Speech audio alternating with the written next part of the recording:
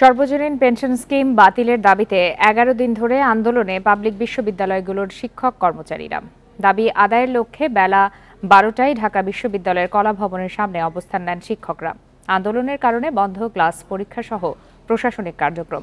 এখন জন্ম সনদ দিয়ে খোলো বিকাশ স্টুডেন্ট অ্যাকাউন্ট। নিজের বিকাশ নিজে কর। এই আন্দোলনের বিষয়ে আরো বিস্তারিত জানাতে এই মুহূর্তে ঢাকা বিশ্ববিদ্যালয় থেকে যোগ দিয়েছেন সহকর্মী নূরে আলম।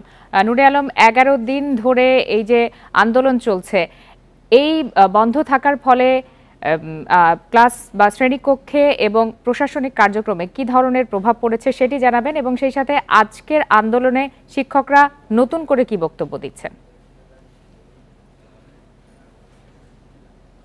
নতুন করে তেমন কোনো বক্তব্য নেই। তারা বলছেন যে তাদের দাবি আদায় না হওয়া পর্যন্ত আন্দোলন কর্মসূচি চলবে। শিক্ষকরা সর্বজনীন পেনশন স্কিম বাতিলের দাবিতে ১১ দিন ধরে কর্মবিরতি পালন করছেন। অন্যদিকে কোটা সংস্কারের দাবিতে শিক্ষার্থীরাও ক্লাস পরীক্ষা বর্জন করছেন। বলা চলে যে এই দুই আন্দোলনে দেশের সব পাবলিক বিশ্ববিদ্যালয়গুলোতে অচল অবস্থা বিরাজ করছে। সেই সঙ্গে সবচেয়ে বড় যে সমস্যাটি হচ্ছে শিক্ষক কর্মকর্তা কর্মচারীদের আন্দোলনের কারণে, সেটি হচ্ছে প্রশাসনিক সমস্যা।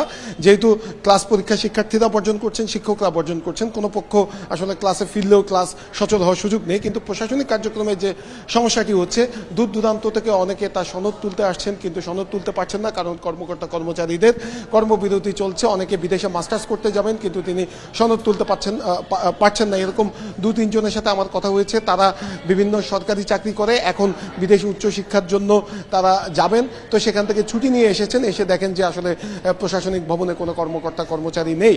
তো এই অচল অবস্থা কতদিন চলবে সে বিষয়ে কেউ কোনো সদুত্তর দিতে পারছে না। আমরা দেখছি যে সরকারের যে নীতি নির্ধারণী পর্যায়ে, সেখান থেকেও শিক্ষকদের সাথে আনুষ্ঠানিকভাবে এখনো কোনো আলোচনা করা হয়নি। যদিও গত সপ্তাহে আওয়ামী লীগের সাধারণ সম্পাদক ওবায়দুল কাদেরের সাথে শিক্ষক নেতাদের একটি বৈঠক হওয়ার কথা ছিল। পরবর্তীতে সেই বৈঠকটি পদ্মা সেতু সংক্রান্ত সভার কারণে স্থগিত হয়ে যায়। এরপরে আর সে বিষয়ে কোনো অগ্রগতি নেই। আর এই অবস্থা কতদিন চলবে সেটির বিষয়ে সেটিও এখন পর্যন্ত পরিষ্কার না। শিক্ষকরা বলছেন যে এই প্রত্যয় স্কিম বাতিল হলে তারা ব্যাপক বৈষম্যের শিকার হবেন। অর্থাৎ যারা এই জুলাই মাস থেকে শিক্ষক কর্মকর্তা কর্মচারী হিসেবে বিশ্ববিদ্যালয়ে যোগ দিবেন, তারা অনেক বৈষম্যের শিকার হবেন। তার মধ্যে রয়েছে যে বর্তমান যে পেনশন স্কিম, সেই পেনশন স্কিমে বেতন থেকে কোনো অংশ কেটে নেওয়া হয় না এই অবসর ভাতার জন্য, কিন্তু প্রত্যয় স্কিমে বেতন থেকে একটি নির্দিষ্ট অংশ কেটে নেওয়া হবে। সেই সঙ্গে ৬৫ বছর পরে শিক্ষকরা একটি এককালীন টাকা পেয়ে থাকেন অবসরের পরে, পরবর্তীতে মাসে মাসে টাকা পান। আর এই প্রত্যয় স্কিমে এককালীন টাকা পাওয়ার কোনো সুযোগ নেই।